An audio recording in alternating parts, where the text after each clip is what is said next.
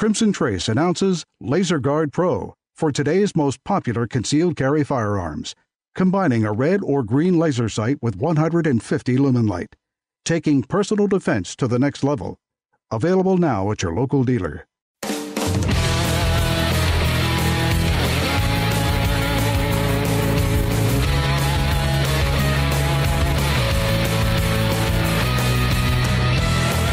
Today on Tom Gresham's Gun Talk, the Bianchi Cup's top champion talks about his 18th win. Plus, cool guns, hot topics, your range reports, and more. Call in now. 1-TOM-TALK-GUN. Now, here's Tom. And a grand hello to you. Tom Gresham here. It is Gun Talk, and I am so glad to be with you today. I tell you, you're going to find out why I'm so glad to be with you today. I'm glad that we could all get together and chat and talk. Let's see. Say it again, Jim. All righty. We're doing a remote now, not because we are traveling, not because we wanted to do a remote, but because we have to do a remote. The studio is, well, it's uninhabitable today. Let me tell you what happened. I don't know if this is irony. I don't know if it's interesting happenstance. But you know how last week on Gun Talk, we were talking about making sure you have a record of all of your guns and all your valuables. And we had a lot of people calling in and suggesting, well, here's an app I use, and here's what I do. And I was talking about, well, if you go take pictures, and make notes and store all that in the cloud or store it somewhere else or put it on a hard drive or even on just an SD card and put it in a safe deposit box, but get it off site, right? Well, on Thursday of this week, I jumped in the car and drove 6 hours to Talladega, Alabama, where we were to shoot video at the Civilian Marksmanship Program, Talladega Marksmanship Park. It is a great facility, unbelievable if you get a chance to get over there. And so about 7 o'clock that evening, I get a call from a number I don't recognize, and usually I don't even answer those, but for whatever reason I answered it. And it was the alarm company. He says, we're getting a fire alarm from your house. Are you okay? I said, I don't know. Mistake number one. My response should have been, I'm not there. Send the fire department right now. Put that into your head. There are going to be a lot of lessons here because I had a number of failures of training, of prep, and I hope that you will learn. But yes, we had a house fire. Everybody's okay. My wife ended up running from the house from the flames, called 911, and the wonderful fire department showed up in 5 minutes. They had to fire out in 10 minutes later. And yes, we do know what caused it. And I want to tell you about that. You need to hear because there is a chance that you have this in your home, this thing that caused this fire, and you would never in a million years think of it as a fire hazard. I'm going to tell you about that. I also want to tell you about my failure in training and prep and how I think that you can learn something from this. It's one of those, I had my own personal NTOT moment. I never thought of that. And they always say that in the middle of a fight, or in this case in the middle of a fire, is a bad place to learn things, to pick up new information. So we learned a lot. We're going to learn a lot. Insurance adjuster comes over tomorrow. Rough guess right now, maybe they may have to gut half the house. I don't know yet. Just don't know. The good news is everybody's okay. Somebody said, well, how about your important stuff? I said, the important stuff's walking around. There's nothing else there that really matters. So it's all good. So that's kind of been the last few days. We're over there hauling stuff out of this place. Everything smells like smoke, and it's a mess. Man, anybody who's had a house fire knows what I'm talking about. It is just an incredible mess. If you'd like to weigh in on this, if you got some thoughts about fires and prep, by all means, give us a shout, 866-TALK-GUN, or just dial Tom Talk Gun. When we come back, I'm going to tell you what started the fire, and I'm going to tell you the thing that I learned about this that I'm afraid pretty much everybody is making the same mistake if you're like me. And I think there's at least 2 learning points from this that we could all take away to protect ourselves. I'm Tom Gresham. This is Gun Talk.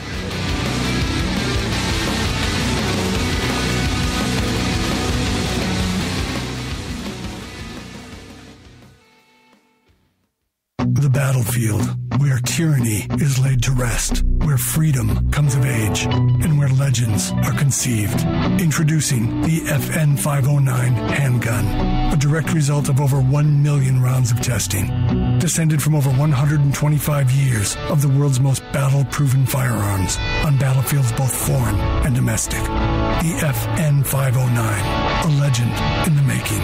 Learn more at fnamerica.com. Are you looking for a place to shoot? The National Shooting Sports Foundation has a great website called wheretoshoot.org. It's the largest database of shooting ranges on the internet. It's also a great resource for shooters where you can find video tips, printable targets, and a lot more. Find it online at wheretoshoot.org. And while you're there, download their free iPhone app. That's wheretoshoot.org. For 36 years, the U.S. Sportsmen's Alliance has been fighting to protect hunting, fishing, and trapping for sportsmen from coast to coast. Today, we are under constant attack from extremist animal rights groups who want to end your ability to hunt in the U.S. Join us to protect our sporting heritage and our way of life outdoors. To join or for more information on how you can help, go to ussportsman.org. That's ussportsman.org. Used guns can be a great value, but you have to know who you're buying from. What if you could buy quality used guns with a lifetime warranty from the Internet's largest online reseller? That's what you get at Dewey'sGuns.com. They stand behind every firearm purchase for life. If you have a problem, they'll either fix or replace your gun. Pistols, rifles, shotguns, and more. Check out their inventory today at Dewey'sGuns.com.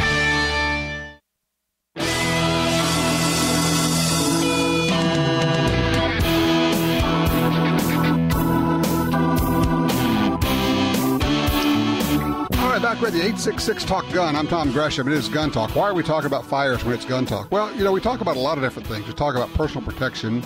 We talk about safety a lot. And safety is everything, really. It's, I remember being at Thunder Ranch, Clint Smith, and he said something that stuck with me. He says, you need to have a fire extinguisher. This was Clint Smith, the guru of gunfighting. He says, you need to have a fire extinguisher in your bedroom. It's just because you're more likely to need a fire extinguisher than you are your self-defense gun. And you better have one right where you are, in your bedroom. I thought, well, that's pretty smart. So I started doing that. But yes, in case you just joined us, we had a house fire on Thursday night. My wife was home alone. I was actually at the Talladega Marksmanship Park in Talladega, Alabama. We were shooting video the next morning with Tommy Thacker from Timmy Triggers, and that went well. We actually got that done. By the time I could have gotten home, it wouldn't have done any good to rush. So we went ahead and did that work, and then I got home to find the inside of my house burned out. I mentioned that there were several things to learn here. First of all, what caused it? Because I want you to know this because I want you to be safe. And safe is, of course, self-defense guns and responsible ownership and storage of guns. But safe is also all the other stuff. All right, here's what started the fire as best we can figure out. And you may have this thing in your house. You may not even know you have this thing in your house, okay? How to explain this? There is a thing that is being sold online at Etsy, and I think maybe there are descriptions of it in Pinterest and all. And one of my wife's friends gave her this thing. It looks like a big pot holder. It's a cloth. It's like an insulated, padded cloth thing with a pocket that you put a baking potato in. And then you put that in the microwave, and it cooks, supposedly does a better job of cooking the potato. I don't know. I never paid any attention to it. I don't use it. When I'm cooking a baked potato, I put it on a paper plate and stick it in there. But my wife likes this little thing. It was cute. She had just cooked a baking potato in there, baked a potato in the microwave, taken it out, got a potato out, took this little pot holder-like thing, and opened up the pantry, tossed it in on the shelf, closed the pantry up. About 5 minutes later, She smells like, is that smoke? So she walks back to the laundry room. No, what's that? No. It's one of those deals. Am I really smelling it? Is that it? And she opens the pantry, and she said there is a flame about the size of a stop sign right where this thing was. Turns out that checking online, this is not the first fire caused by these things. So if you have, ask your wife, okay, if she has one of these. It's a padded potholder-ish, thing that you put potatoes in to cook them. If you have it, throw it away, please. Okay, not worth the risk. Just throw it away. Don't know how it caught fire. Don't know what the mechanism is. Don't know what they were using for insulation. The fire inspector is going to be checking on that. And yes, fortunately, the lady that made this still has the material, so they're going to check on that and see if they can kind of figure out what was going on. All right, here's point 2, and here's where I failed. Because if you can't look at this stuff and figure out, okay, did you do everything you could? Is there a place where you can improve? Then what's the point? And so I look at this and go, yeah, I failed big time. Here's the other part that happened. This is on me. I own this one. My wife was standing right next to a fire extinguisher when she opened the door and saw the fire. And she said, I thought about it briefly, and she said, I realized I don't know how to use a fire extinguisher. I've never used a fire extinguisher. And she knows we're talking about this. She said, look, tell everybody so that they know. Had she picked up that fire extinguisher and squirted it on this thing, the fire probably would have just gone out there. Because she didn't know how and was flustered by it and had no comfort level trying to operate this device that she had never handled, she took off running, went out the door, called 911, which is smart. Nothing wrong with that. But we lost about half the house as a result. I would suggest that you have every responsible person in your family, and that could be anybody from 6 years old and up, actually operate a fire extinguisher. Now, I am assuming at this point that you keep fire extinguishers in the home. I have actually run into people who said, well, no, we don't have a fire extinguisher in the home. And I'm thinking, really? I understand that the window where you can actually put the fire out might be a minute. I don't know. Because fire doesn't go from 1 to 2 to 3. It goes from 1 to 10 to 1,000 to 100,000 when it grows. And at a certain point, your best move is, if there's nobody else in the house, just run. Get out, call 911, let the folks who do that get in there. We've had firefighting professionals tell my wife, you did exactly the right thing, just get out.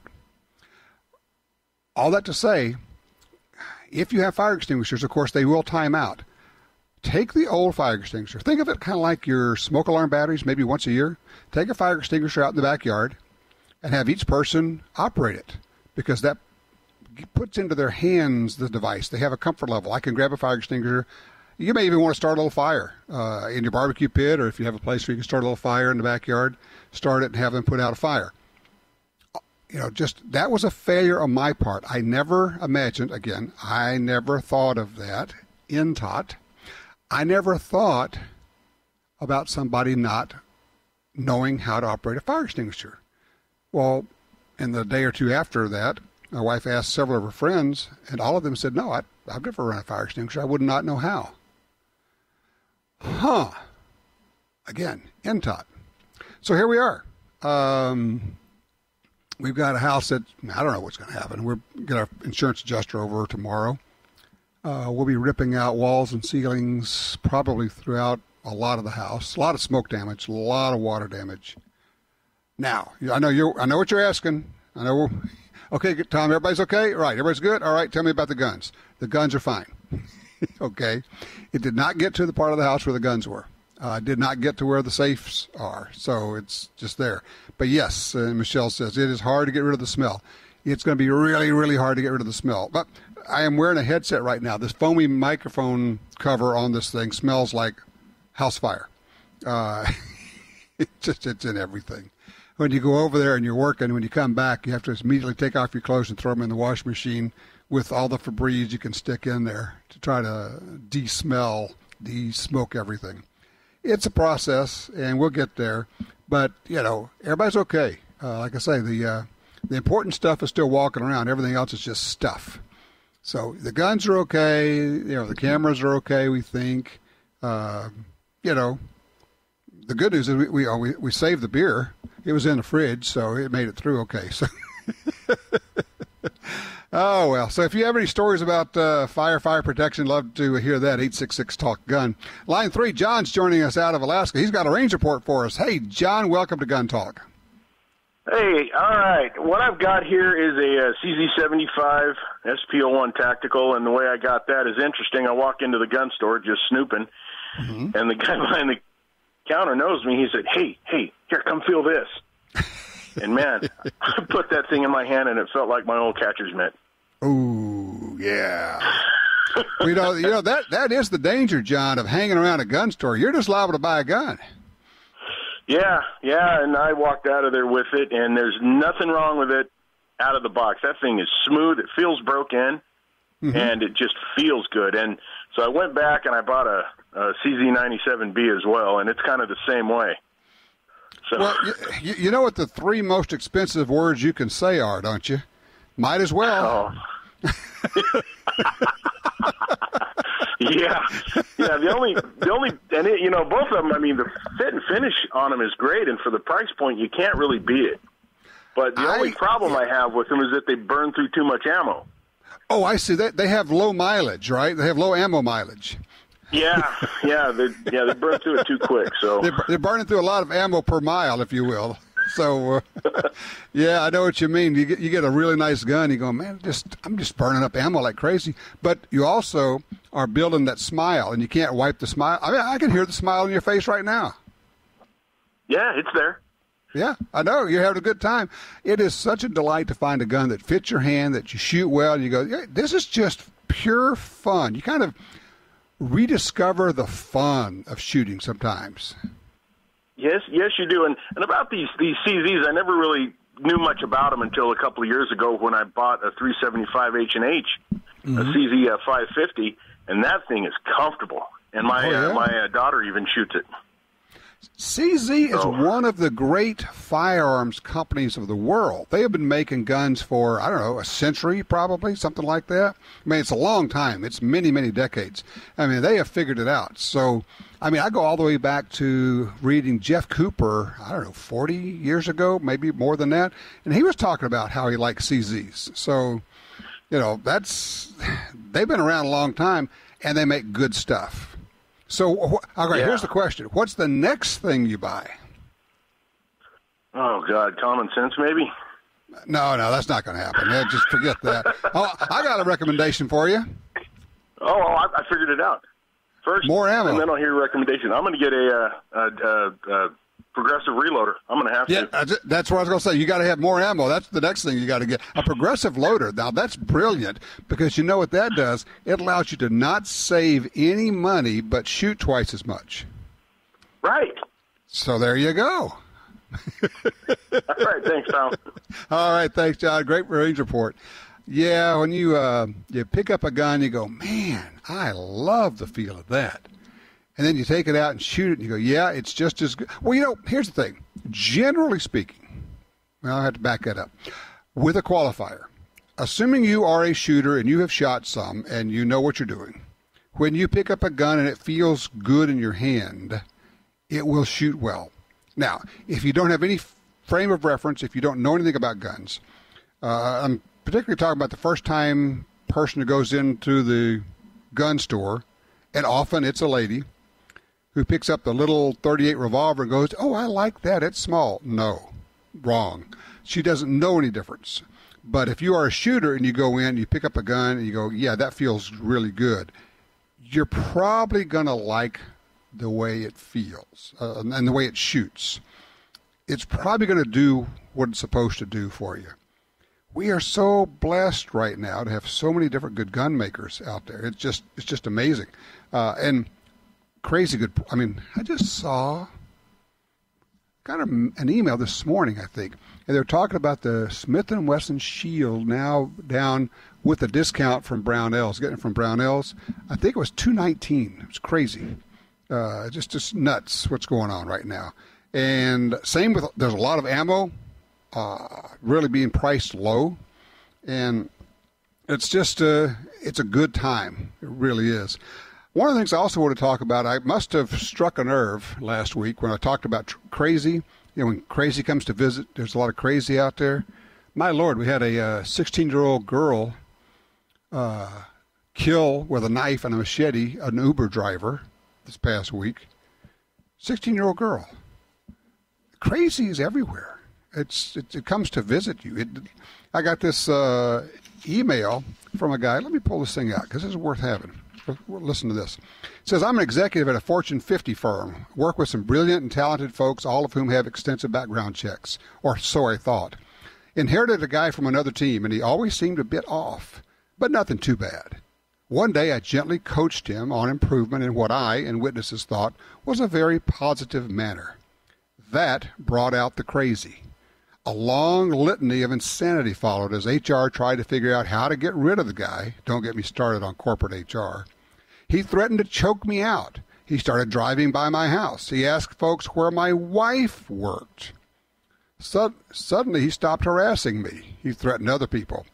Says, short, the crazy works with you. He says, always be prepared. He says, after he was finally let go, he told a worker the reason he switched targets. He basically stopped following this guy. He says, because he found out I was a pistol instructor and, quote, I might not be the best choice. Crazy works with you, too. You know, do all you can, be nice, be positive, but also have a plan to handle it when it shows up. And it might be, as I've always said, you don't know what it's going to look like. It might be a 16-year-old girl who is willing and able to kill you with a knife. Are you prepared for that?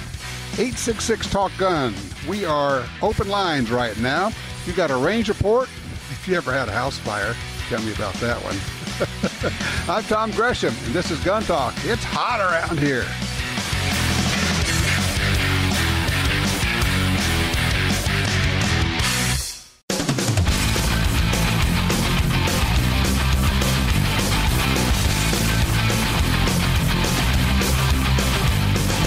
Sign up for our Gun Talk newsletter and join the Truth Squad at www.guntalk.com. Now, back to Gun Talk with Washington Times opinion page regular contributor Tom Gresham. All right, back with you, Tom Gresham. Our number is 866-TALK-GUN. Just out Tom Talk Gun. It's easier. We're talking about, I just had a house fire and working my way through all that's going to happen with that. That's an interesting little twist. I do want to repeat this, and I'm going to mention it a couple of times more during the show because people pop in and out. I think it's important. My wife probably could have stopped the fire, and she said, look, tell people about this. She said she did not know how to work a fire extinguisher. I just got an email from a guy who said, hey, after I told the story, he says, thanks for taking the time to share this. He said, I just asked Laura if she knows how to operate a fire extinguisher. We're now going to fix that and make sure that she and Leo can use one. The point being, you may think certainly everyone knows how to work a fire extinguisher. If they haven't done it, they don't. And you may not know it, and they may not tell you. They would never think to say, I just don't know how to do that. So make sure. Oh, here's the other thing. The local fire chief, when my wife said, hey, I don't know how to work a fire extinguisher, he said, well, come by the station anytime. We'll show you. So, you know, you could take your family over there, see the fire station. I'll bet you any fire station would give you a lesson on how to use a fire extinguisher. But if you have fire extinguishers, and you should, and you need to trade them out, you know, at some interval, take the ones that have timed out and go do a little spraying in the backyard with them or something. But make sure that everybody in your family is conversant with them, but also just flat out comfortable with it, knows how to run a fire extinguisher, and knows where to point it. You know, you don't point it at the top of the fire, you point it at the bottom of the fire where the material is actually burning. Okay, just little things like that, okay? All right, 866-TALK-GUN gets you in here. Line 3, Ken's with us in Medford, Oregon. Ken, talk to me. Hey, I am so glad that I called you a few weeks ago. I had the Savage Model 62 22 semi-automatic rifle. It was keyholing. Okay. And you suggested that I actually contact Savage. Okay. And because I tried everything that I knew what to do, and I did, and those people are awesome. It turns out it was the magazine. There was a problem with the tip of the magazine as the bullet came out of the magazine. Actually, the whole cartridge, it shaved off part of the bullet. And that's what was causing the problem. I'll be a son of a gun. Huh. So I was so excited that I'm the same guy that we talked about my 4570 synthetic stock Angry Mule gun. Yeah. I took that back and I traded that in. I had been looking for a new deer rifle, and I traded it in on the Trophy Hunter Model 111 Savage rifle in a 270. Right. And I still have a smile on my face from shooting that gun. Yeah, Savage is just making some really good stuff. But, you know, what they did is they took care of you on your Model 62 and made you a believer in the company, which is what good service does. And then you went out and bought another one of their products, right? Yes. I have been a Ruger fan forever because they have been so good. And I've had some problems with other manufacturers not really helping out so well, but Savage was awesome. That is great to hear. I am so glad that worked out, and thank you for following up, taking my advice. Yeah, give the company a chance to make it right. They want your gun to work well, so I'm glad you contacted Savage, Ken. Thank you so much for that report. Thanks, sir. David, line 2, out of Montana. Hey, David. How are you?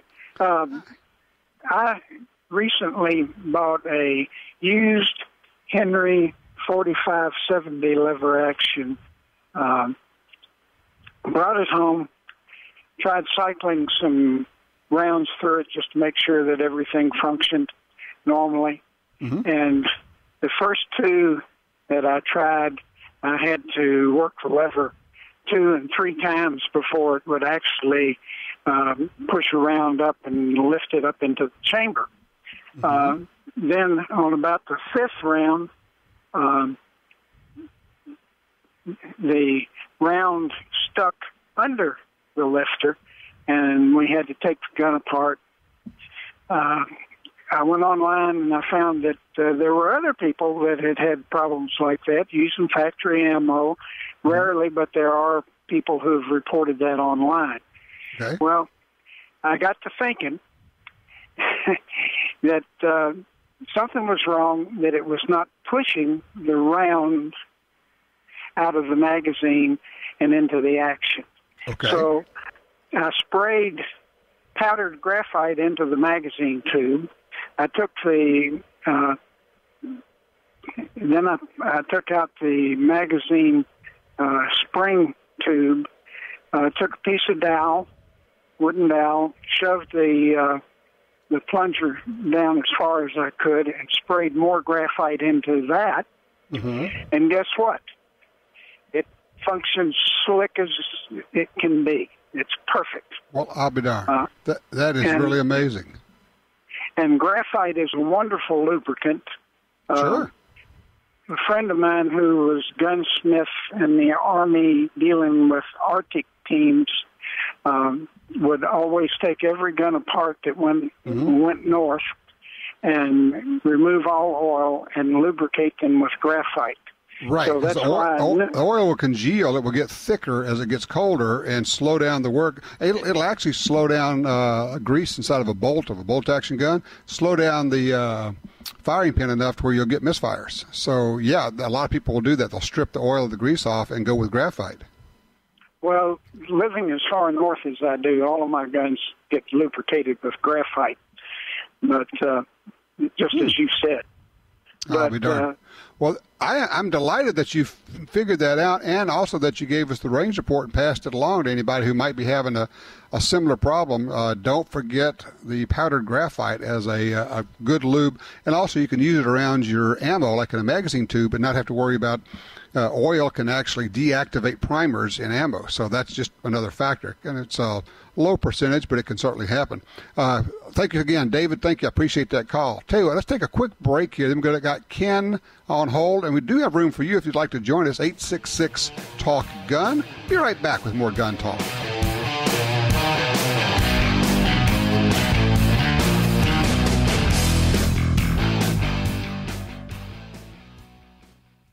There's only one place where you can buy that firearm you've always wanted and turn it into your very own. That place is Brownells.com. Now offering a huge selection of firearms from all your favorite brands. Brownells is the spot to buy online. When you're choosing your gun, be sure to look over the enormous selection of parts, accessories, ammo, and more to make that firearm your masterpiece. Brownells.com. Serious about firearms. You got your carry permit, and that's good. But you know you could use more training. Get the DVDs, which have what you need. Springfield Armory presents Concealed Carry 1 and Concealed Carry 2 with Bata Group. Learn specific concealed carry skills from Top Gun fighting trainers. Get trained. Be prepared. This really is life and death. ShopGunTalk.com. That's ShopGunTalk.com. Get the fastest semi-automatic trigger for your AR rifle with Franklin Armory's BFS trigger. The binary firing system offers a 3-position selector for binary, semi, and safe modes. In binary mode, your AR fires 1 round on pull and 1 round on release. Works in any AR, is easy to install, no paperwork needed. 100% U.S. made, patent pending. The BFS trigger from Franklin Armory. At a dealer near you or at franklinarmory.com. Alien Gear Holsters, the most comfortable and concealable holsters on the planet, is offering big savings with our new 2-holster combo. Now you can buy 2 complete holsters for as little as $49.88. Choose from any available holster styles and colors for the guns of your choice. All of Alien Gear's quality products are made right here in the USA and include a 30-day trial, forever warranty, and free shell trades for life. Visit aliengearholsters.com today.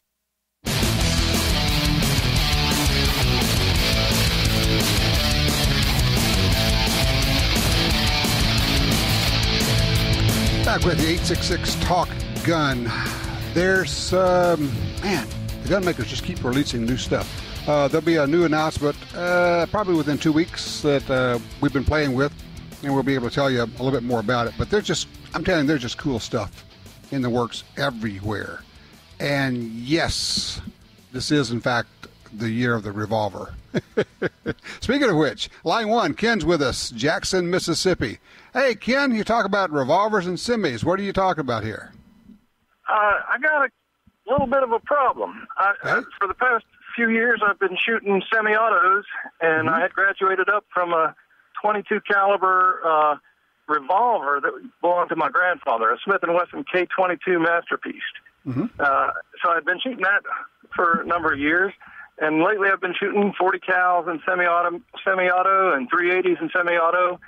And then a while back, I pulled out the revolver that I hadn't shot in a long time at the range, and I pulled it out of the bag after shooting the semi-autos, and I pressed the trigger just like I do on the semi-autos with very sort of a short stroke and a short reset. And guess what? The revolver didn't advance the chamber all the way. It kind of locked up. And so my question is, what do you do different when you're shooting a revolver? What's different? How do you make that work right? All right. Well, obviously it's a completely different device. The fact that they both are firearms is the only thing that's similar to them. Now, I'm assuming on your semi-autos you're shooting with either striker-fired or single-action, not double-action revolvers. Is that correct? That's correct. Single-action striker-fired. Okay. Single-action striker-fired semi-auto Glock-ish type. They don't require a lot of movement of the trigger to go off. If you're firing a double-action revolver in double-action mode, that is, the hammer is not cocked, it takes a long pull of the trigger to advance it. And if you stop in the middle, because the reason it's called double action is you are cocking the hammer, you're also turning the cylinder. If you stop in the middle and then let off on it, you have turned the cylinder part way. Now, you could have screwed up the works, and the next time you pull it, it could not index correctly. So here's the correct way to fire a double-action revolver trigger when it's double action. You sweep the trigger back. That's the word that you need to put in your head. It's not a press. You're not pressing the trigger. You press the trigger on a single action. On a double-action revolver, sweep it, and don't try to time it and hesitate right at the back to get that last little single-action type pull. Don't do that. Just sweep it back all the way to the back and let it go off. That's how you properly fire that. If you want to do more precision work with your double-action revolver, you can always cock the hammer and fire it single action, and for that, you're back to the exact same trigger press method that you use on your semi-autos. Well, that's where I had the problem. I was actually firing the revolver in single action. I had pulled back the hammer, so at that point, it's very short trigger pull, sort of like the semi-auto. But then I don't release the trigger all the way because I'm not used to releasing it all the way. And that's where you're short. I see. You're short stroking it. I got you. Okay. Yeah. Sure. Yeah. That requires a recalibration right in between the ears of Mr. Ken. You got to pull that trigger once and then let the trigger go all the way forward. Or, as you said, you basically have stopped the mechanical process. It's the beauty of the revolver is that we are actually operating it, I guess you could say, with muscle power when we are turning the cylinder by pulling the trigger or cocking the hammer, whereas with a semi-auto, it uses the power from the recoil and the gases to operate the slide. But it also means you have to operate it correctly. So it's and here's the thing. Let me ask you, it probably didn't take you very long to figure that out and correct it, did it? No, it didn't. No. But I got to think about it. Like you said, it's not automatic. I got to think about it. And I don't like having to think about doing something different. It's so painful to think, isn't it? Well, it is. It hurts my brain. I'm just too old to think, you know? Well, like I say, it's two different devices. Here's what I would recommend, honestly. Before you shoot the revolver again, make sure it's triple check it, make sure it's unloaded, and go through about a dozen trigger presses and put it into your head of press it, and then finger goes all the way forward, and now cock it, shoot it again, finger goes all the way forward. Basically just build up that feeling so that you got it, and then when you shoot it for real, I think it'll work just fine. That's a good idea. Good idea.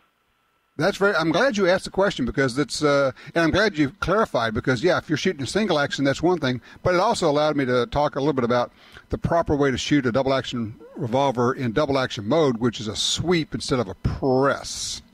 So there you go. Oh, now here's the question. So are you enjoying going back to the revolver? Isn't it fun? It is fun. I like them both, though. I can't say that I like the revolver more than the other. I like them both.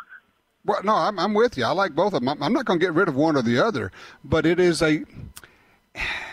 just different. Like I said, they're both firearms, but they really are enough different to be kind of their own entity and just fun on their own merits. Yes, they are. Well, Ken, thank you so much. I appreciate the call. Keep shooting out there. Work that trigger a bit, unloaded to get your brain and your finger working the way they're supposed to before you actually go live fire. Well, we kind of had to work our way around on that one, but I'm glad we finally got to it. Revolvers are uber cool. Man, that Ruger, which was a GP100 and 44 Special, outrageous. And then they've got the Red Hawk and an 8-shot 357. And, of course, I've been shooting that Smith 686 Plus 7-shot 357. And if you really seriously want to have tons of fun, honestly, a double-action revolver in 22 rimfire. Oh, my gosh, that's so much fun. And I do love shooting those. And it's also a great way to start youngsters out. You can start them with a revolver. At least they'll think they're shooting a museum piece. Are you shooting revolvers? You know what? It might be time to pull one out. What's your favorite revolver? Do you have one that you said, man, I need to pull that back out? I'd love to hear about it. 866-TALK-GUN. It's revolver time, well, and semi-auto too, here on Gun Talk.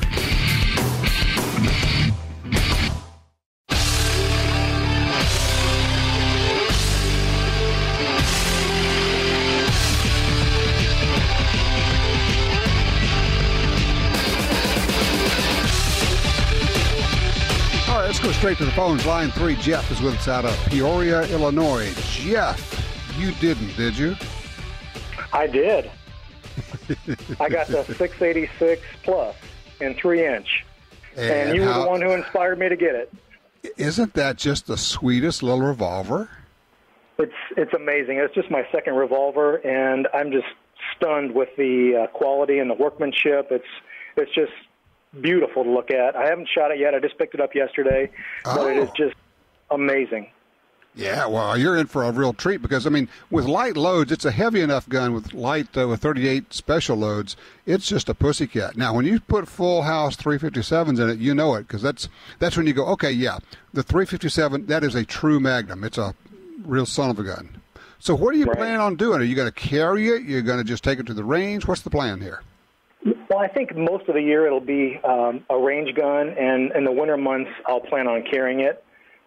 Concealed. I'm in Illinois, and I've got concealed carry, so I will probably conceal that in the winter time. So I just wanted to get an idea from you on what kind of holsters you would look towards, as well as what type of load you would put in that for a self-defense round. Holster is, I mean, obviously holsters are individual, and whether you're going inside the waistband or outside, whether you like Kydex or you like the hybrids like the Crossbreed or the Alien gear. I went really old school. I went with an all-leather outside the waistband holster. It's by a smaller company called Lobo Gun Leather. They make a real nice product, but there are literally dozens of outfits making real nice leather holsters these days.